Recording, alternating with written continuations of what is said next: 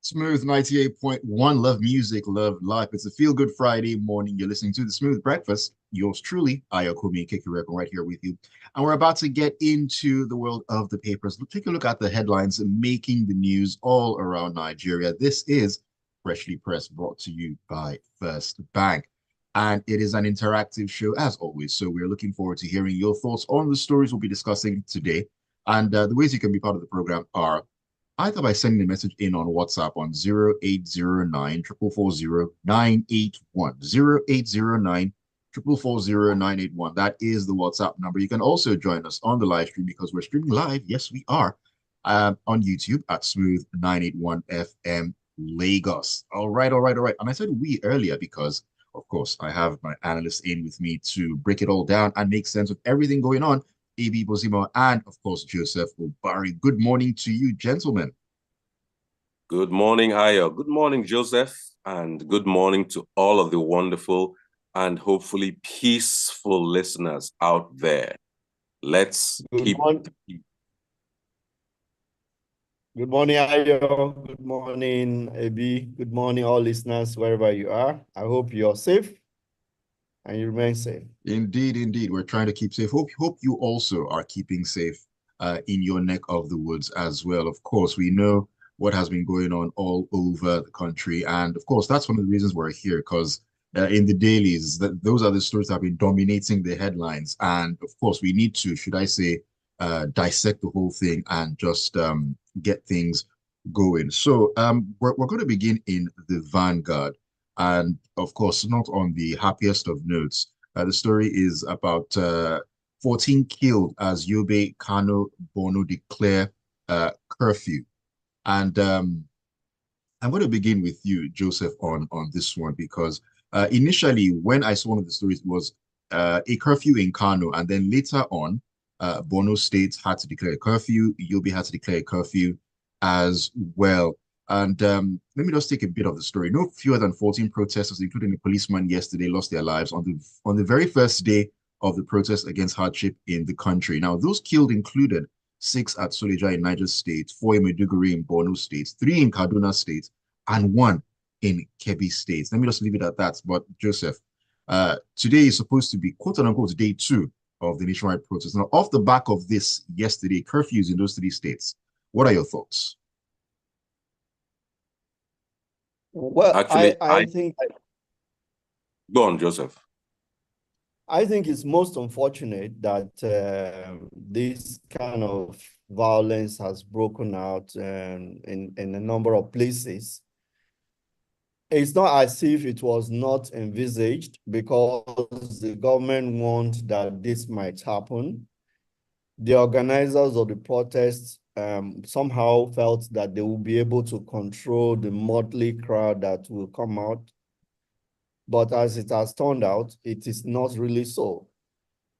In some cases, the protesters were the provocators of the violence, because like in Kano, they just went out on a looting spree, destroying government property and all that.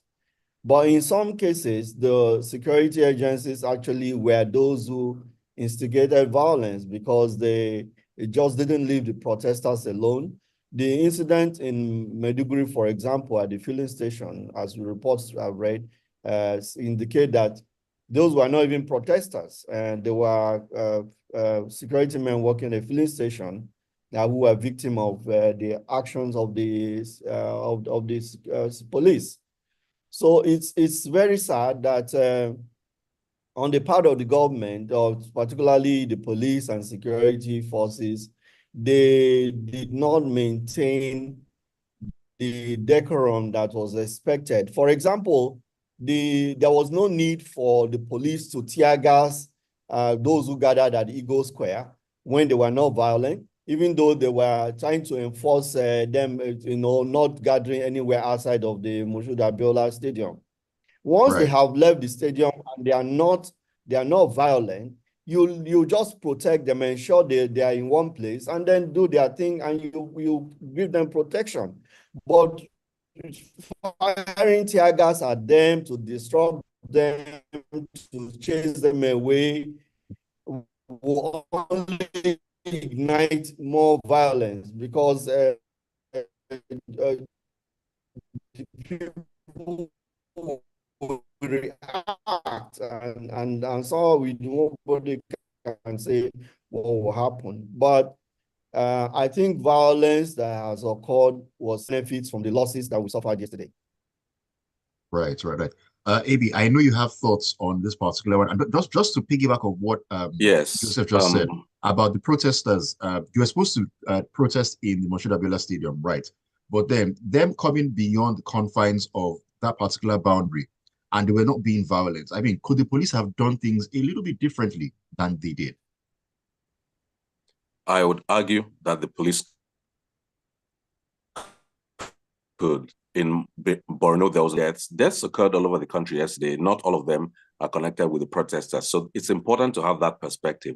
But, while the obvious target is the federal government response to the police, I want us to really sit back and understand that the fact that in Kano, urchins were roaming around and started causing trouble goes straight down to the subnational level. Why have urchins persisted to be available to roam around and make trouble? We are talking about two major things among the many complaints: the removal of fuel subsidy and the unification of the exchange rate. Facts. However, in that time, since those things were announced, the amount has exploded in terms of naira value. What have the various governors done with that money to help contain the situation of hunger? I know Tinubu is an easy target. Well, yes, he is in charge of financial policies like removing subsidy, but the money is sent to the states and local governments.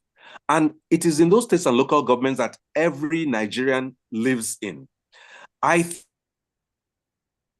of this degree of protest and thus the loss of 14 lives as of the last counting is because the governing class, especially at the subnational level, has refused to be responsible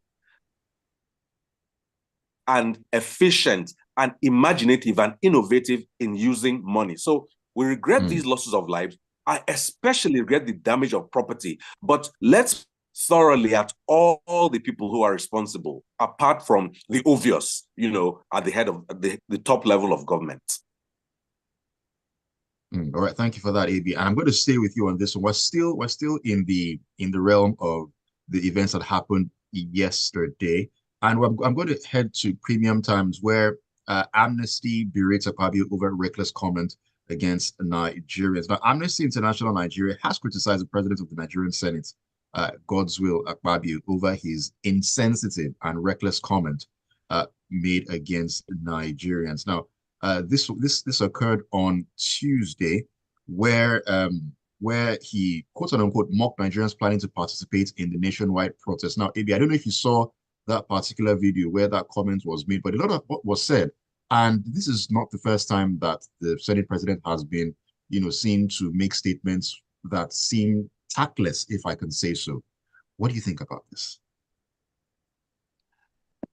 The president of the Nigeria Senate, the esteemed Senator Godswill Akpabio, seems to have recurring episodes of foot-in-mouthitis, because it makes absolutely no sense that in the build-up towards such a thing called specifically an end hunger protest, an end bad governance protest, the head of one of Nigeria's lawmaking arms would actually pick those particular words to say, let them protest. And I'm not quoting, I'm paraphrasing. Let them protest. We will be here eating. It sounds so puerile. It sounds extremely churlish. As a matter of fact, it is reminiscent of Marie Antoinette during the French Revolution, when people were crying because they could not get bread. She told them to go and eat cake. It is indicative of complete cognitive dissonance between him, at least. I cannot speak for all senators, but him and the needs and feelings and sentiment of the people of the country. Amnesty is only saying what every relatively sane Nigerian has said or expressed.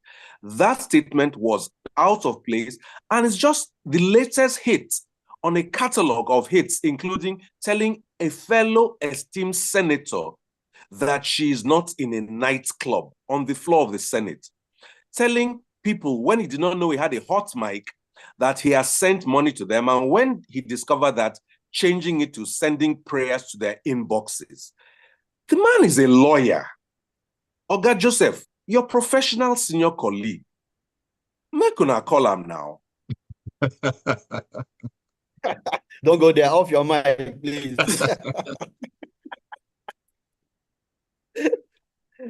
My goodness. Joseph, you probably have thoughts on that, or do you want to get them in because we need to go on a quick breather very soon? Do you want to just comment on that particular story before we do that?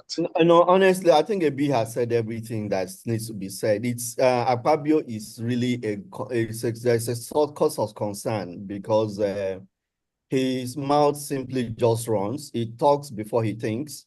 It has shown so many times that he is so very unpresidential of his comments are very, very much unpresidential, and he lacks decorum.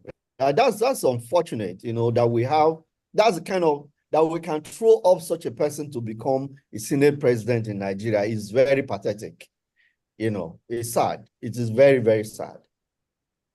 I think his handlers need to really help him, some kind of grooming or whatever he needs, but it's not good for his image at all. When he made that comment, I saw in the video the look on the faces of those who were sitting beside him. They looked at each other and they were like, really? I mean, where is this coming from? Sad. Where is that coming from? I mean, someone in such a position should know that certain statements have power to, should I say, cause certain effects. But we'll continue the conversation. So much more to get into, especially about the protests on the other side of this very quick breather right here on Freshly Pressed on Smooth 98.1. We'll be back in a bit.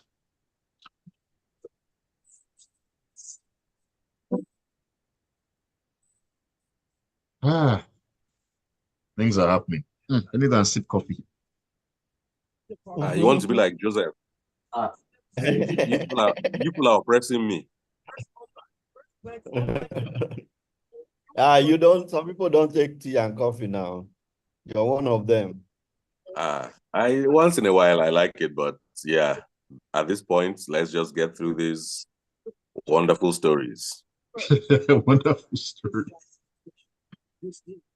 All right.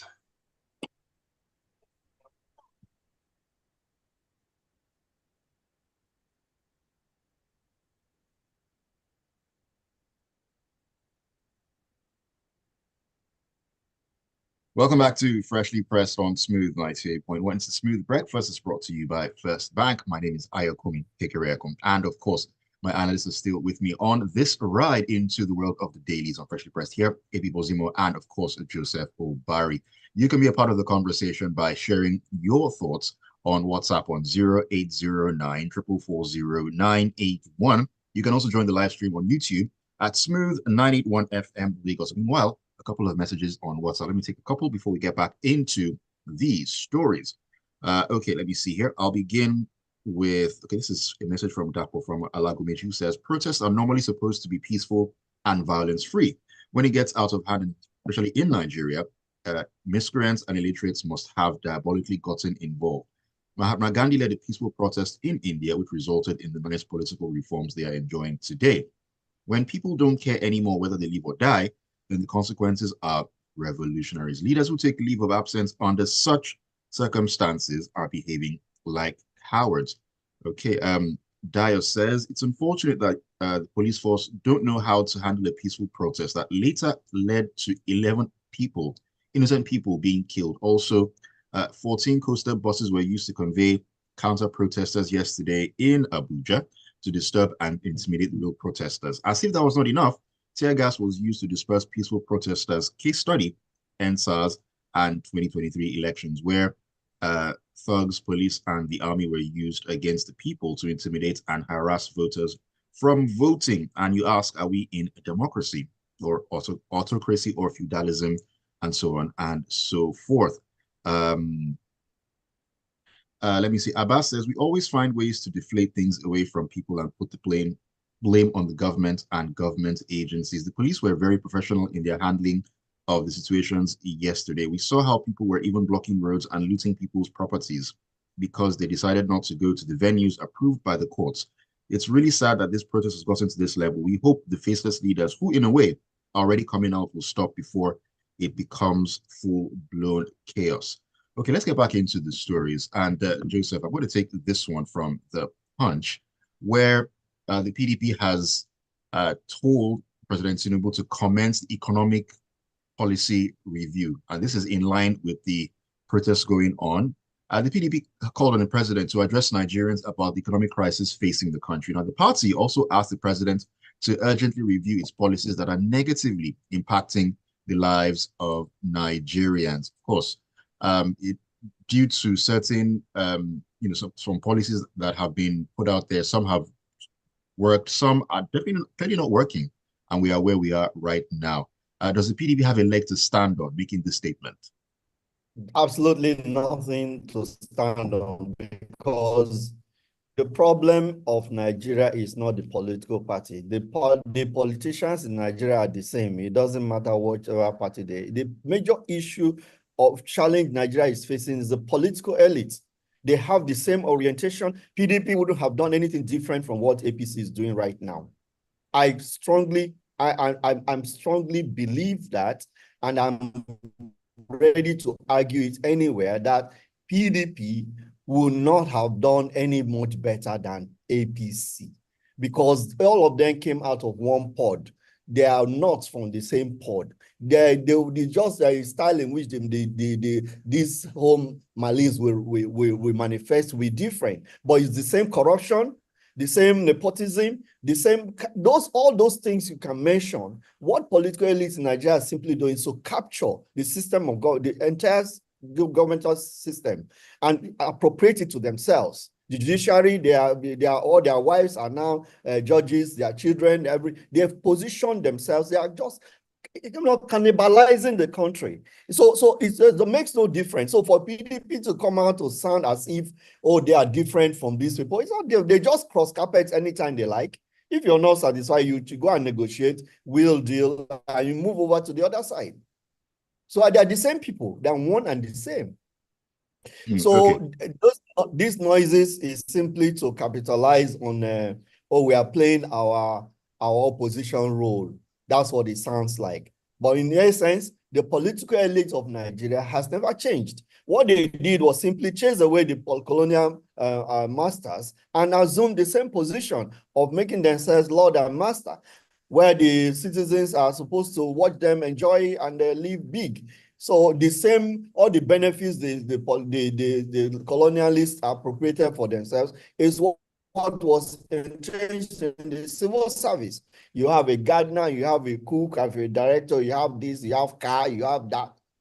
So at the time of nation building, when the necessary foundation for sacrifice should have been laid as a tradition, we missed it completely by so-called nationalists. And then, of course, all they did was begin to behave like the colonial masters themselves. They carved out subsections of the town and call it GRA for themselves, and lived in the houses the colonialists lived in, and lived as if they were not Nigerians.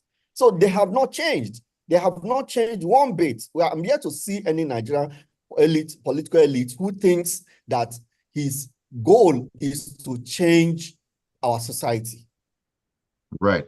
AB, really quickly here on this particular story. I mean, let's ignore the messenger. Is there any sense to policy reviews that they're talking about? Forget who sent the message. Sent the messenger. The message, is there any substance to it?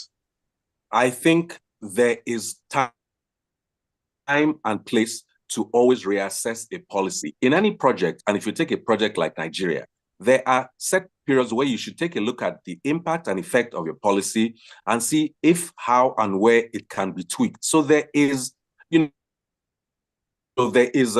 there's reason to have that conversation. However, case in point, the PDP, having waxed lyrical, never pointed out that about the APC's policies, half of the, a quantum of the APC's former PDP members, number one, and two, National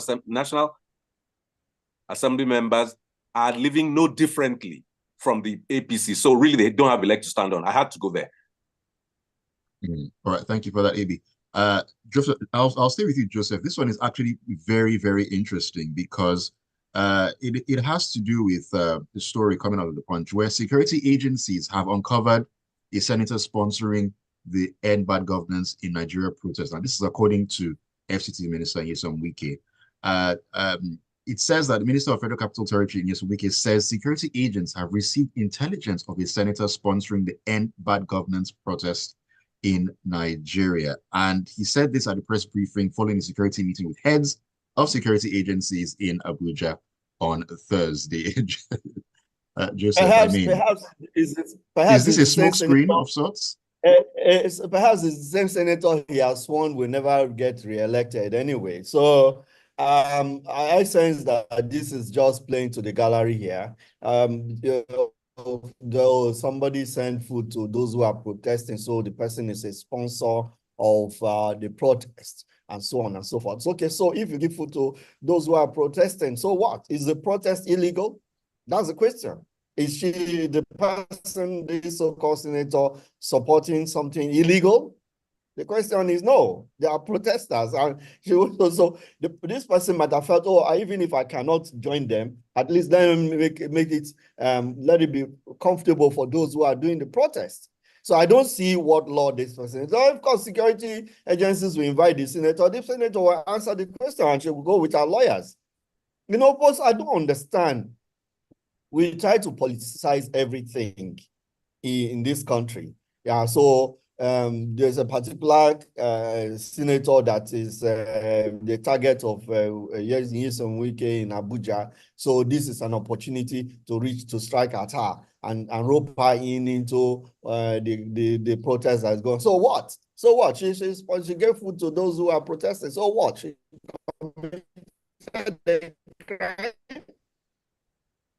is where in the law book said that you cannot give food to those who cause any crime. They didn't commit any crime by coming out to protest, you know. So we should face the reality, and the message should be very clear to the ruling class or the elites, political elites of this country. What happened yesterday, even though I don't support the outbreak of violence, killing or looting things and all that, burning down police station. I don't support all such violence, but it should be clear to them, despite all the appeals they made, all the blackmails, all the cajoling they did to try to make sure that people don't come out. See, across the country, there was real massive outpouring of grief by people who were out to express their frustration with what is going on in our polity. So it should be a clear warning to them. And in Abuja, they are lucky because those who came from the Nyanya angle of the FCT were not those who left the Moshood Abiola Stadium. The ones who left the Moshood Abiola Stadium were even the more organized ones. The ones that were unruly, that were heading into Asokro, are the ones who came mobilized from Nyanya on the different flank.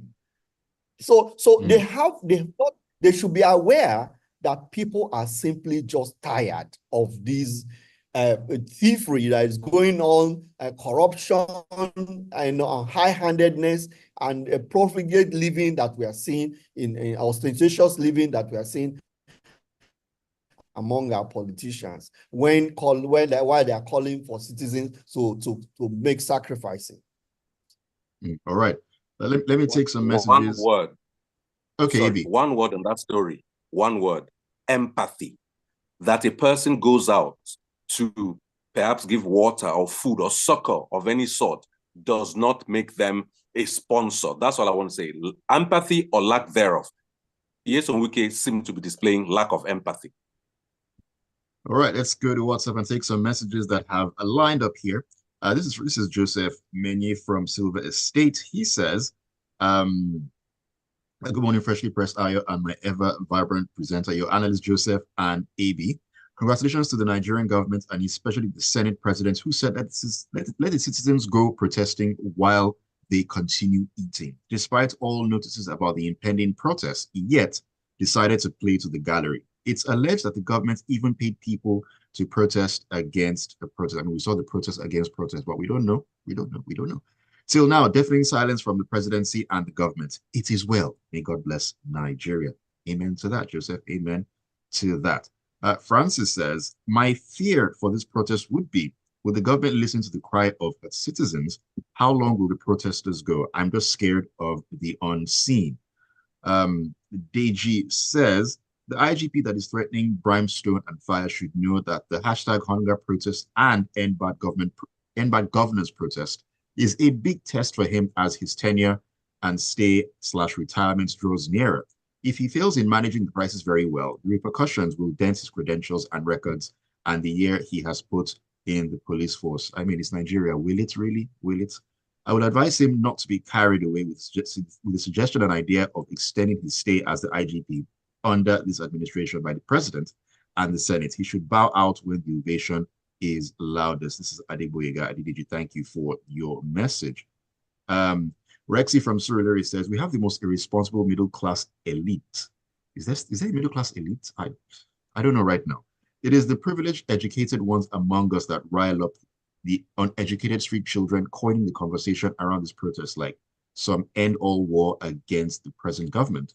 We use our education unwisely to make things worse for ourselves and instilling a culture of protest violence that even President Tinubu and co. did not in their day. They galvanized around an issue and stuck to it. Here, the demands are as amorphous as their protesters are. Shame on the youth. More messages because they have actually lined up. Wendy says, you guys are giving Wiki too much first time. Choke him, please. No, we're just talking about what we saw in the papers. That is just what it is. Fabian from Ekwe says, the government needs to focus on people's demands and rethink their past actions as Nigerians are tired of continuous palliatives. There is still time for them to do the right thing. Oluwaseyi says, Akpabio and Wiki are like Siamese twins. Their utterances are very unlike the titles like Your Excellency and so on that precedes their names because of their political positions. As for the protests, the violence and deaths of protesters in the north was unexpected by me. I never thought they would join up, but then I remembered the southerner is the president. I expected those to have happened in the southern parts of the country. Their involvement and the violence was reminiscent of the last time a southerner was the president. This is Nigeria, and I understand these things. Let me sneak one more in because time has absolutely flown by. Pastor Dapo Rolajimi says the Senate leader really doesn't know how to talk, and he seems to be riding all alone on a high horse. Being callous and insensitive means that you can't see beyond your nose, and your portion is here and now down in this valley. Thank you all so much for the messages. Time has absolutely flown by. Thank you so much, AB and Joseph, for joining me this morning to take a look at the headlines making the rounds in the papers. We regret the losses of lives here in the south, in Port Harcourt. It's peaceful. It should stay peaceful. And please let the police be professional and maintain the peace. Nigerians, damage and destruction does none of us any good. All right. Joseph, any last words? Well, my message to everybody is just be safe and please look after your neighbor and just make sure that everything goes smoothly. All right. Have a wonderful weekend. Have a wonderful weekend and be safe out there. Thank you so much. And to all our listeners, thank you all for being a part of Freshly Pressed. Stick around to the Smooth Breakfast because it's going to be time for the locker room at 8:15 right here on Smooth 90.